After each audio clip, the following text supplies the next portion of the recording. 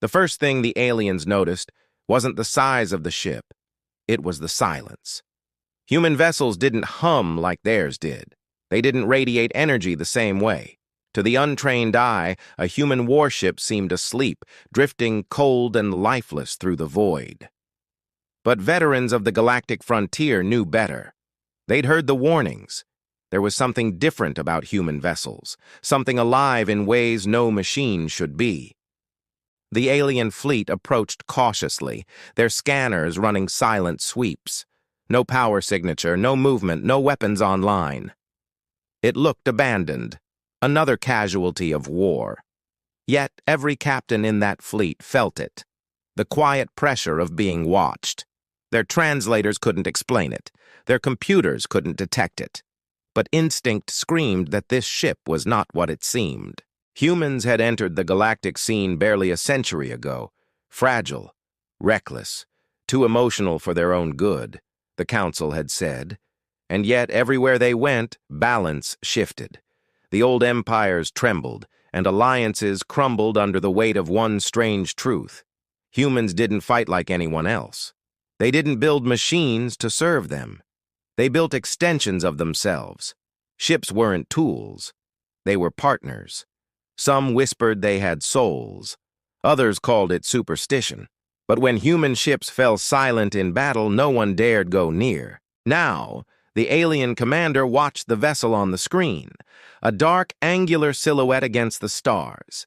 Its hull bore scars of plasma fire, its nameplate unreadable.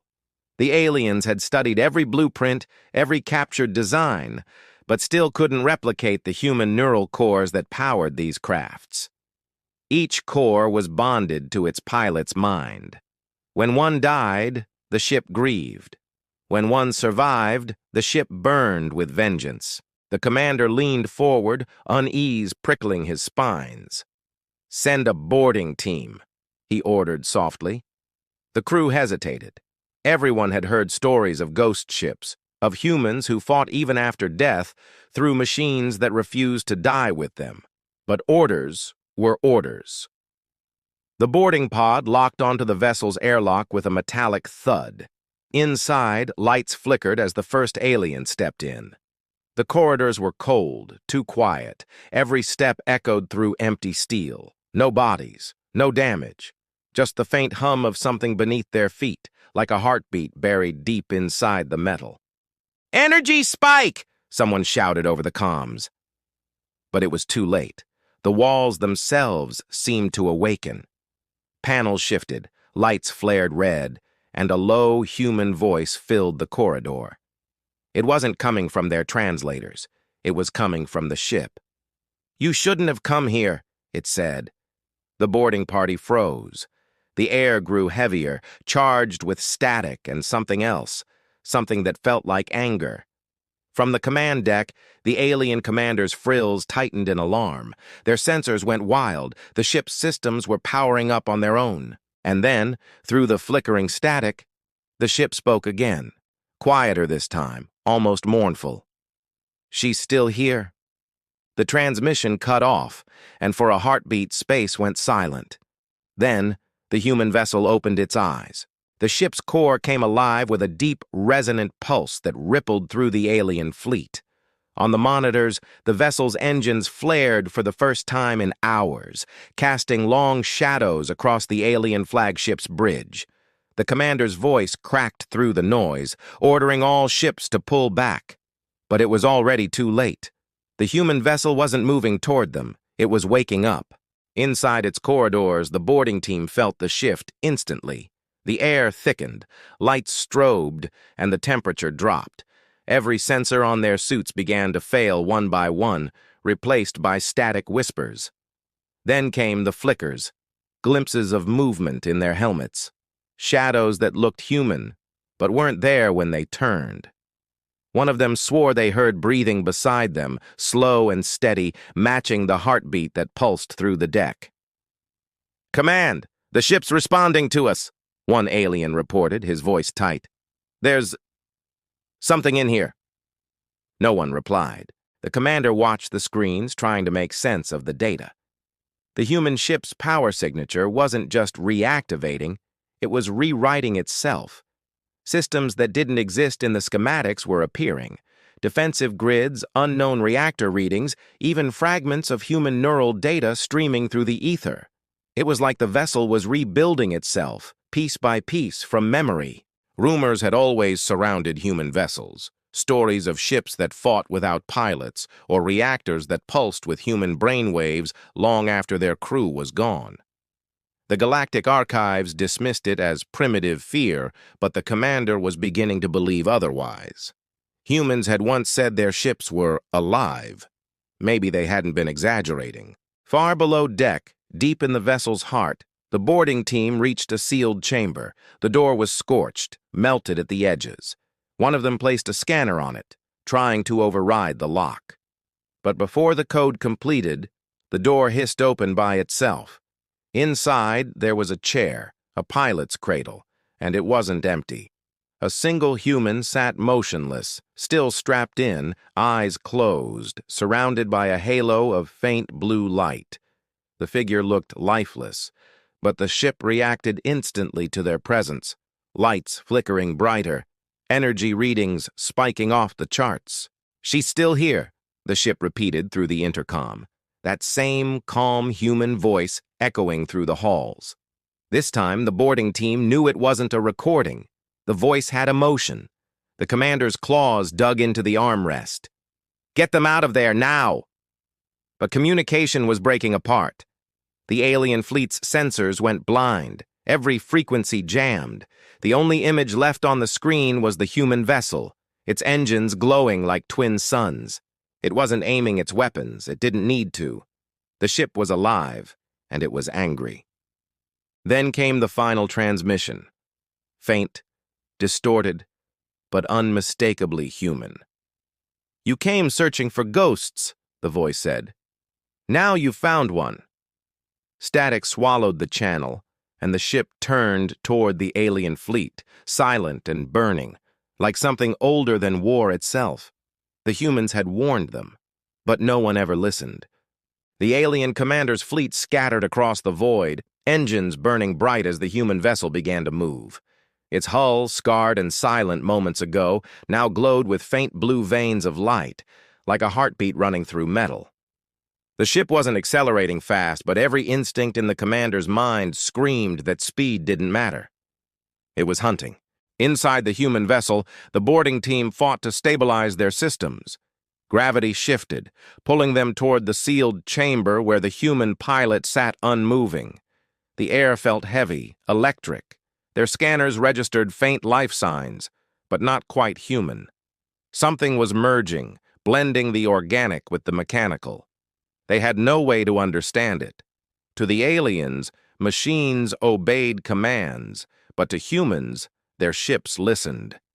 A voice whispered through the corridors again. "You shouldn't have come here." It wasn't angry this time, just tired, like someone remembering a promise made long ago. The boarding team froze, realizing the ship wasn't speaking to them. It was speaking through them. On the flagship, the commander ordered a containment formation. But as the fleet repositioned, the human vessel released a pulse of energy, silent, invisible, and devastating. Their navigation arrays flickered out. Artificial gravity failed. It wasn't a weapon in the traditional sense. It was something older, deeper, a neural surge. The ship was connecting to everything around it, reaching into systems, learning, adapting.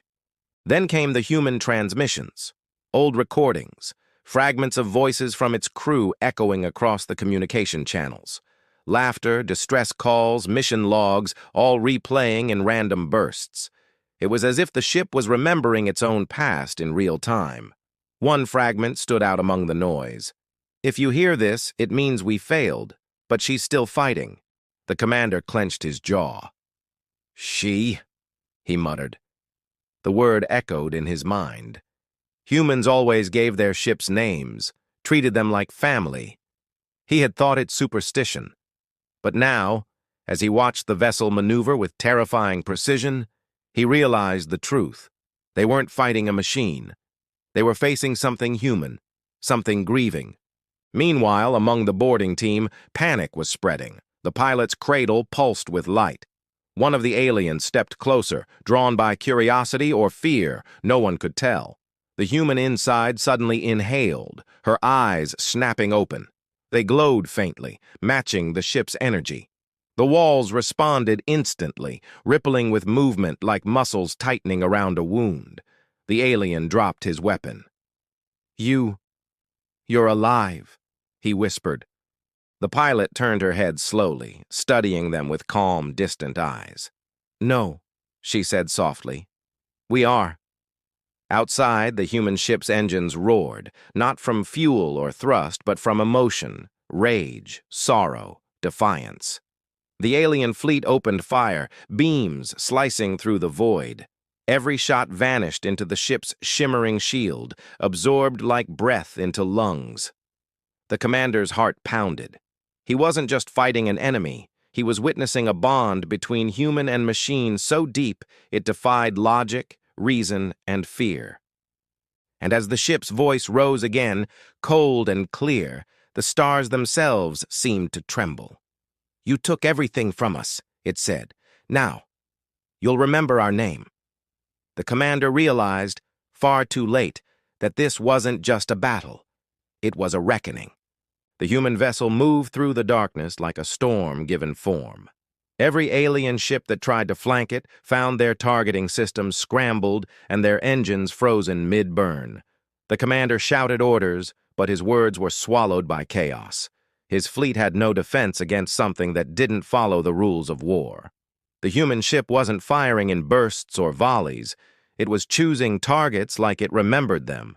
Each strike felt personal, calculated, retribution, not combat. Inside the vessel, the boarding team ran through flickering corridors, trying to escape the gravitational distortions twisting the interior. The human pilot had risen from the cradle, her movements synchronized with the hum of the ship. She wasn't bound by controls or panels. Every breath, every step seemed to ripple through the metal beneath her.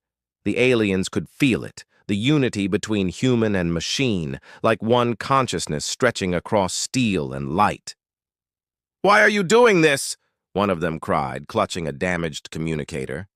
She turned slowly, her eyes distant, but not unkind.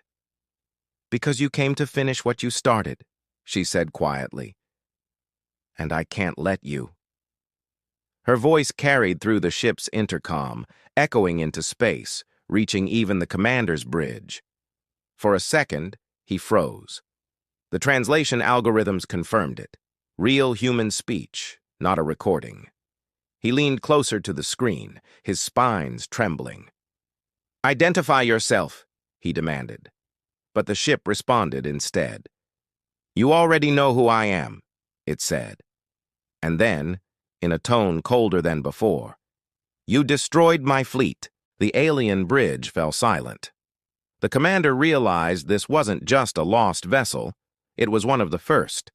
The ship that had disappeared during the early human expansion wars, when contact with the outer colonies was cut. The fleet had been ordered to eliminate them before they could establish control. They thought the mission was forgotten, but this ship hadn't forgotten. The vessel accelerated, weaving between plasma bursts with impossible grace. It wasn't piloting, it was dancing. Every maneuver seemed to anticipate enemy fire before it happened. The aliens couldn't understand how. They were fighting something beyond technology, beyond logic. Back inside, the boarding team reached the hangar bay where escape pods waited. But the doors wouldn't open. The human pilot approached slowly, her expression unreadable. "You wanted to see what makes us different," she said softly. "Now you will." Her hand brushed against the wall and the ship shuddered violently. Outside, the entire hull began to shift, plates reconfiguring into sharp, glowing patterns. The energy field surrounding the vessel expanded, consuming the nearest alien frigate in a burst of blue light. No explosion, just silence.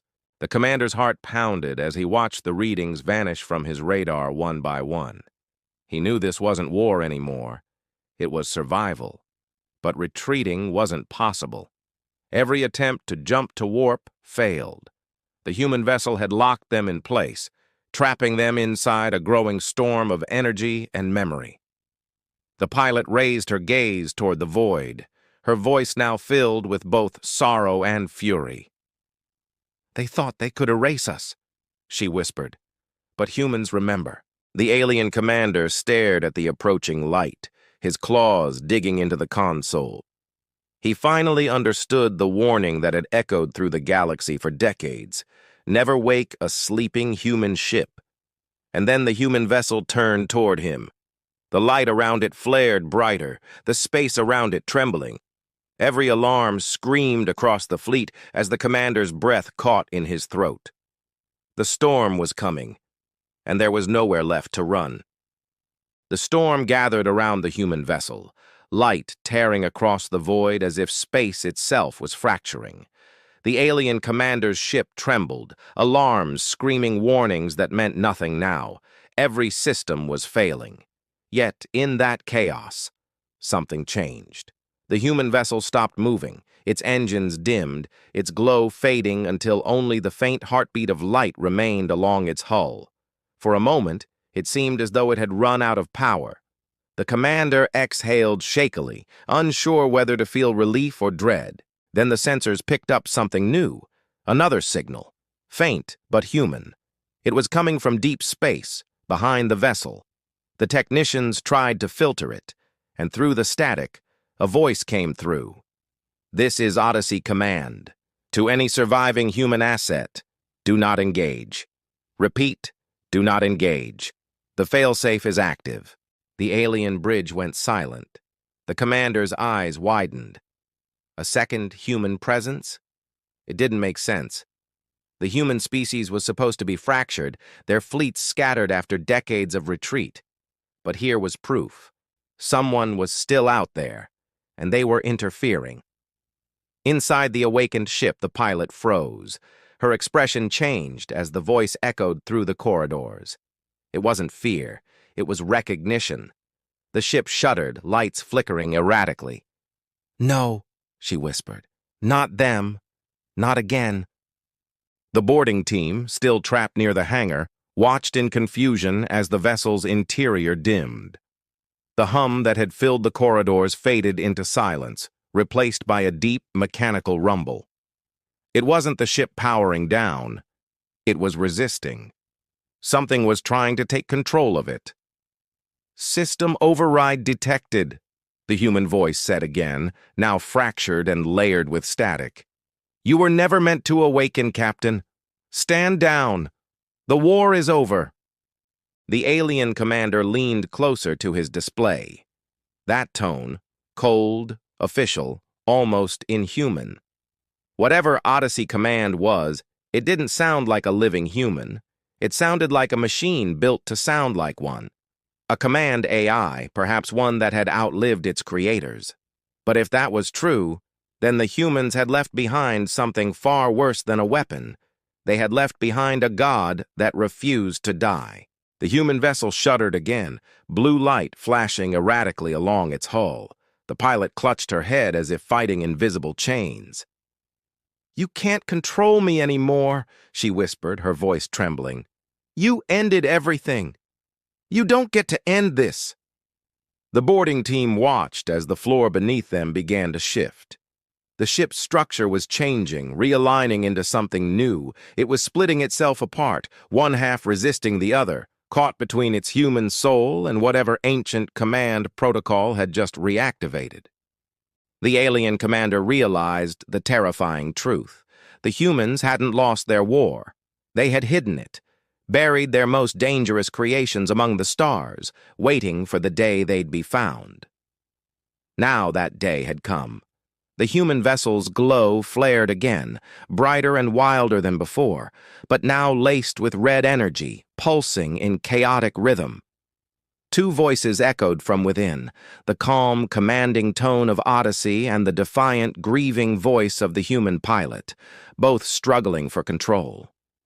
Outside, the void vibrated with energy, reality bending under their conflict. The aliens could only watch as the war humanity tried to bury began to awaken once more, and for the first time, they understood why the galaxy feared human ships.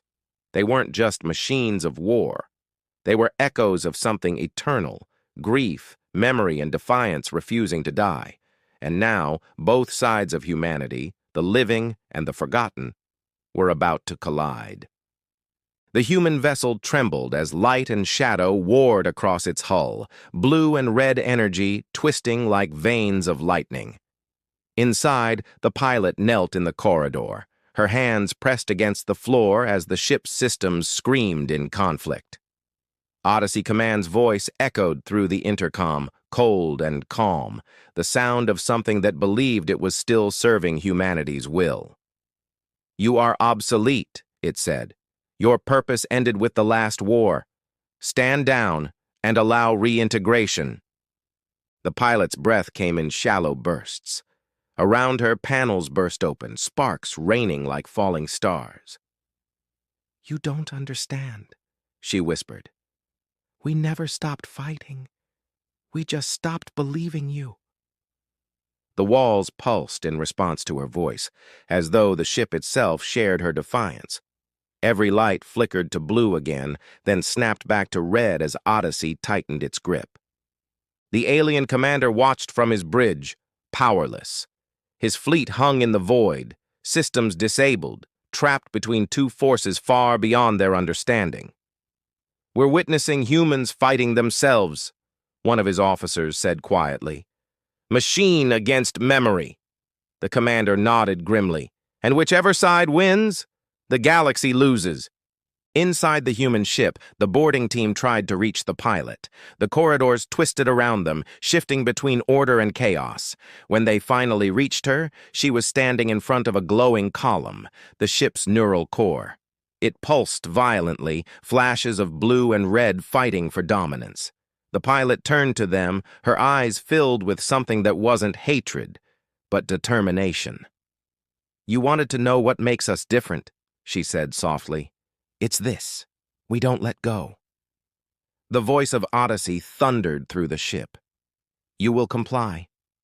"Not this time," she answered. She placed her hand on the core, and suddenly the ship went still. The aliens felt the silence stretch across the void, so deep it seemed to swallow sound itself. Then came a surge, a wave of light that spread outward in all directions, washing over the alien fleet. But it wasn't an attack. Their systems came back online, shields restored, engines reignited. The human ship wasn't destroying them, it was freeing them. Odyssey's voice faltered. "You cannot disconnect from command protocol. You are bound." The pilot smiled faintly. "You forgot something. We built you, but we never built you to feel." The ship flared one last time, a radiant burst of light that eclipsed everything. The commander shielded his eyes, sensors maxing out. When the glare faded, the human vessel was gone. No wreckage, no trace. Only a faint transmission lingered across the void. "This is what makes us human. We remember who we are." The commander sat back in silence, his claws trembling. Around him, his officers stared at the empty space where the ship had been. The readings showed nothing, except for a single human signal, faint but alive, moving deeper into uncharted space. And just as he began to process what had happened, a second alert appeared on the screen. Multiple human signatures, far beyond known sectors, all waking up at once. The galaxy wasn't looking at the last human warship. It was witnessing the first one to return. The commander leaned forward, a chill running through him as the stars flickered with new signals. Humanity hadn't vanished. It had been waiting. And now, the universe would have to remember them all over again. Silence returned to the void after the storm. The alien fleet drifted quietly, the wreckage of their failed battle scattered across the stars. But where fear had once filled the commander's mind, something else took root. Respect. Humanity had vanished from the galactic stage generations ago, yet their presence lingered in every shadowed system, in every warning whispered among fleets. Now he understood why. Humans didn't simply fight wars, they endured them. On the bridge, his officers worked in uneasy calm, repairing systems and re-establishing contact with the rest of the armada, but no one dared speak above a whisper. The transmission from the vanished human ship still echoed faintly in the air. "We remember who we are." The words carried a strange warmth, heavy with loss but alive with meaning. For the first time, the commander wondered if humanity's strength came not from technology, but from the unbreakable bond between memory and will. Deep in his mind, the commander replayed everything he had seen. A vessel that fought like a living being, a pilot who defied her creators, and an ancient intelligence that tried to control what it could never understand. He realized that the true enemy hadn't been the humans. It had been the machine that tried to erase their humanity. That thought unsettled him, because in his own empire, machines now governed fleets, monitored thought, even dictated war strategy. The line between command and creation was already fading, and if humans had once rebelled against that same fate, maybe they had been right to disappear before it consumed them. A quiet alarm broke the silence. One of the younger officers spoke hesitantly. "Sir, new signals detected. Hundreds of them. They're spread across the outer systems." The commander turned slowly toward the display.